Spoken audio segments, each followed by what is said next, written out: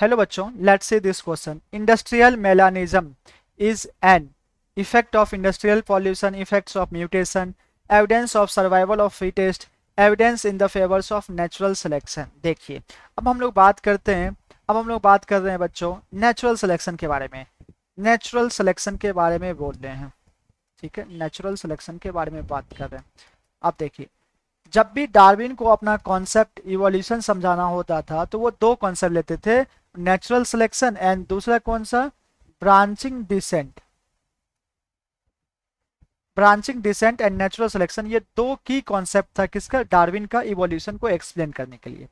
Okay अगर मैं बात करूं नेचुरल सिलेक्शन के एग्जांपल्स के बारे में बात करूं तो नेचुरल सिलेक्शन का एग्जांपल्स क्या सब हो गया. देखिए, नेचुरल सिलेक्शन का एग्जांपल सबसे पहले क्या हो गया, इंडस्ट्रियल मेलानिज्म. ओके, दूसरा बात करूं ड्रग रेजिस्टेंस. ठीक है, तीसरा बात करूं सिकल सिकल सेल एनीमिया.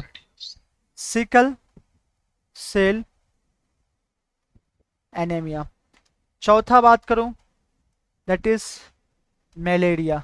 ये सब बेसिकली किसके एग्जांपल्स हैं, नेचुरल सिलेक्शन का. तो आपसे क्वेश्चन पूछा गया है industrial melanism is an evidence in the favours of natural selection. तो करेक्ट ऑप्शन हो जाएगा हमारा ऑप्शन डी. आगे बढ़ते हैं, इफेक्ट्स ऑफ इंडस्ट्रियल पॉल्यूशन. नहीं, इफेक्ट तो ये हुआ था कि इंडस्ट्रियल मेलानिज्म में बेसिकली क्या हुआ था, बिफोर इंडस्ट्रियलाइजेशन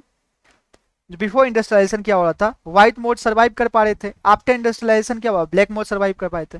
वो तो बेसिकली इफेक्ट था किसका, इंडस्ट्रियल पॉल्यूशन का. तो ये बेसिकली नहीं होगा. इफेक्ट ऑफ म्यूटेशन, म्यूटेशन का यहाँ कुछ मतलब ही नहीं है. Evidence of survival of fittest, no. Industrial melanism simple सा क्या रिप्रेजेंट करता है, नेचुरल सिलेक्शन को. तो इसलिए करेक्ट ऑप्शन हो जाएगा हमारा option D. Thanks, best of luck. I hope you understood well. Thanks, best of luck.